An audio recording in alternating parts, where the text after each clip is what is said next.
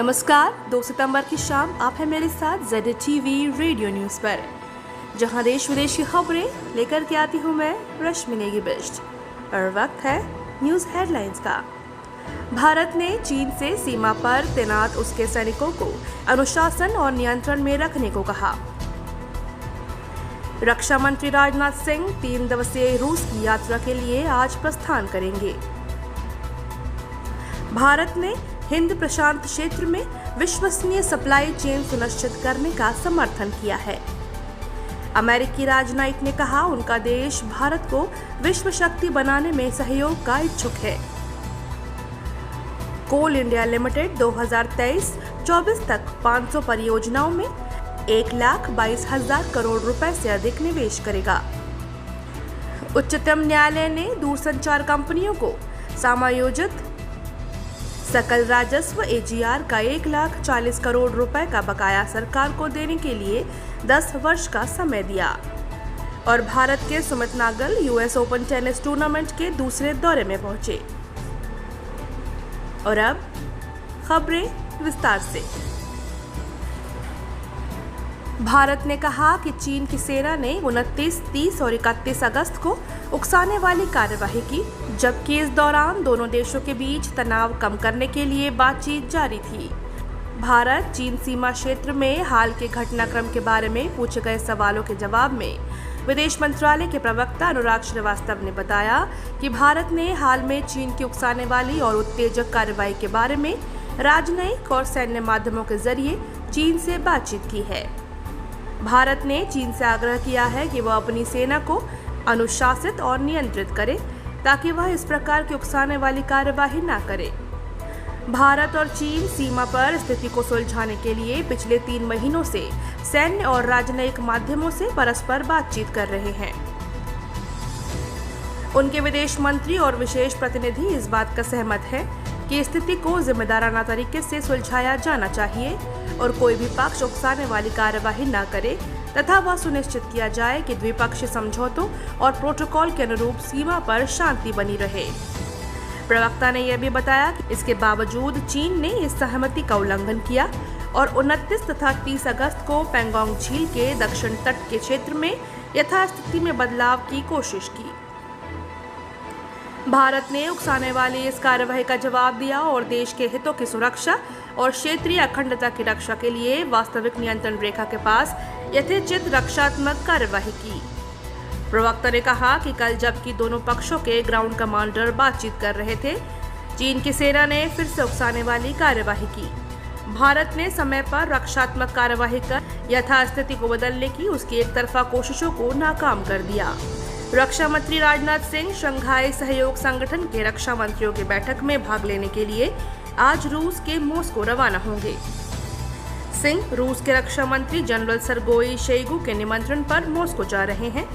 वहां वे संगठित सुरक्षा संघीय संगठन CSTO और CIS देशों की संयुक्त बैठक में हिस्सा लेंगे।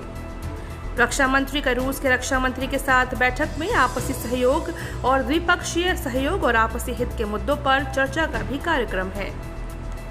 भारत और रूस के बीच महत्वपूर्ण भागीदारी है और राजनाथ सिंह की इस यात्रा से राजनयिक स्तर पर अहम आपसी विचार विमर्श का अवसर मिलेगा। अमेरिका के एक शीर्ष राजनयिक का कहना है कि उनका देश भारत को ऐसी विश्व शक्ति बनाने में सहायता देने को तत्पर है जो विश्व की संपूर्ण रक्षा में सहयोगी होगा। अमेरिकी विदेश उपमंत्री स्टीफन बेगुन ने संकेत दिया कि राष्ट्रपति डोनाल्ड ट्रंप का प्रशासन भारत को सर्वोत्तम रक्षा क्षमताओं के लिए सहयोग देना चाहता है। उन्होंने भारत अमेरिका सामरिक और साझेदारी मंच की ओर से वर्चुअल माध्यम से आयोजित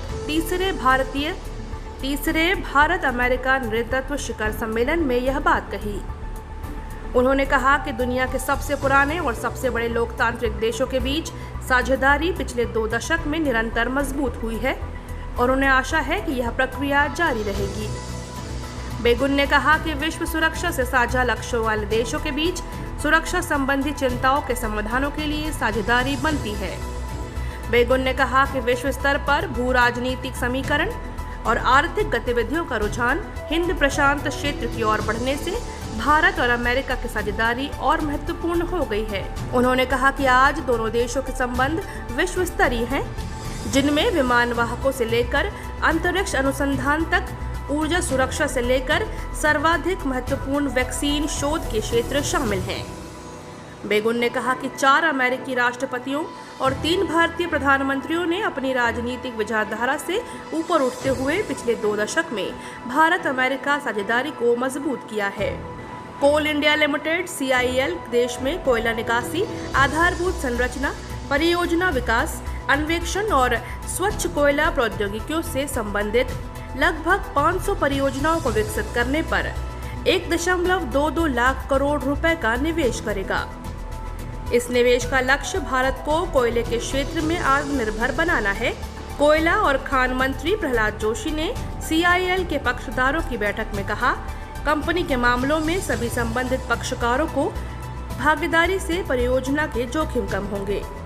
उन्होंने बताया कि CIL अगले 3 से 4 वर्षों में कोयलों को खदानों से निकालकर निर्धारित स्थान पर भेजने की 49 परियोजनाओं में 2 चरणों में लगभग 14,200 करोड़ रुपए का निवेश करेगी।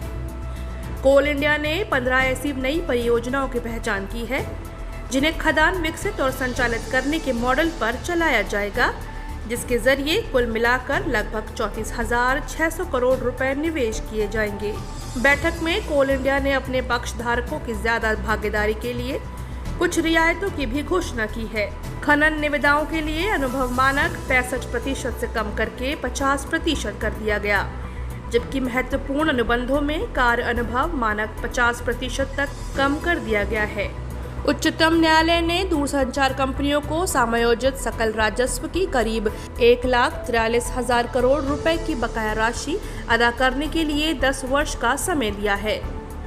न्यायमूर्ति अरुण मिश्रा, S. अब्दुल नजीर और M.R. शाह की पीठ ने केंद्र के इस आग्रह को मान लिया कि इन कंपनियों को भुगतान किश्तों में करने की अनुमति दे दी जाए, लेकिन न्यायालय ने स्पष्ट किया कि इन कंपनियों को बिना किसी पुनर्विचार के बकाया राशि का भुगतान करना होगा, क्योंकि उन्हें 10 वर्ष का समय दे दिया गया है।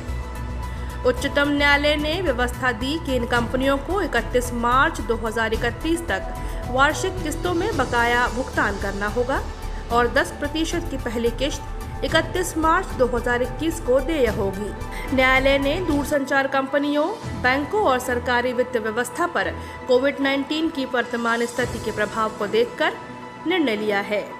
उत्तर प्रदेश सरकार ने घोषणा की है कि राज्य में साप्ताहिक प्रतिबंध कम करके केवल 24 घंटे का कर दिया गया है। इससे पहले सप्ताहांत 2 दिनों के लिए नियमित रूप से प्रतिबंध लागू हो रहे थे। मध्य प्रदेश में 1,335 कोरोना वायरस रोगियों को कल उपचार के बाद अस्पतालों से छुट्टी मिल गई।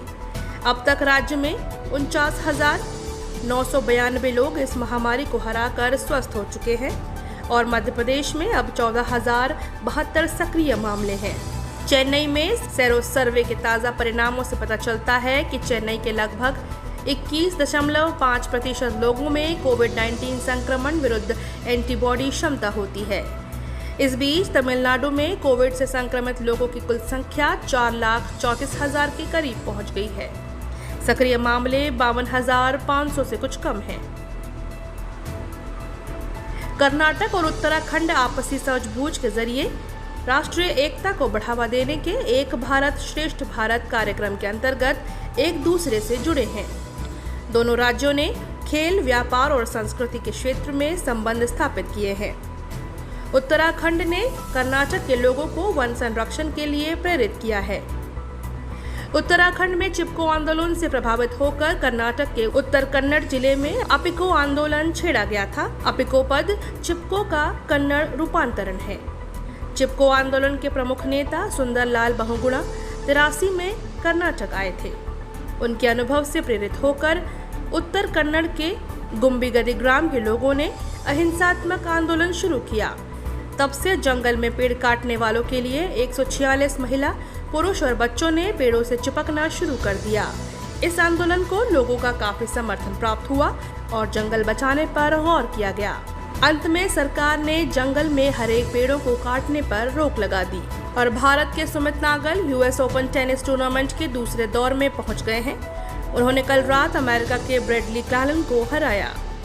दूसरे दौर में सुमित नागल का मुकाबला ऑस्ट्रेलिया के डोमिनिक थिएम से होगा। और ये थे अब तक के मुख्य समाचार।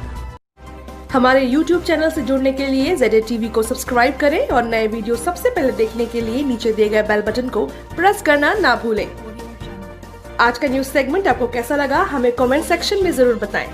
साथ ही इसे शेयर भी करें। और अभी दीजिए मुझे इजाजत। कल होंगे रूबरू इसी समय पे आप सभी के साथ। बाकी और खबरों से जुड़ने के लिए लॉगिन करें हमारी वेबसाइट www.zatvnews.com। नमस्कार।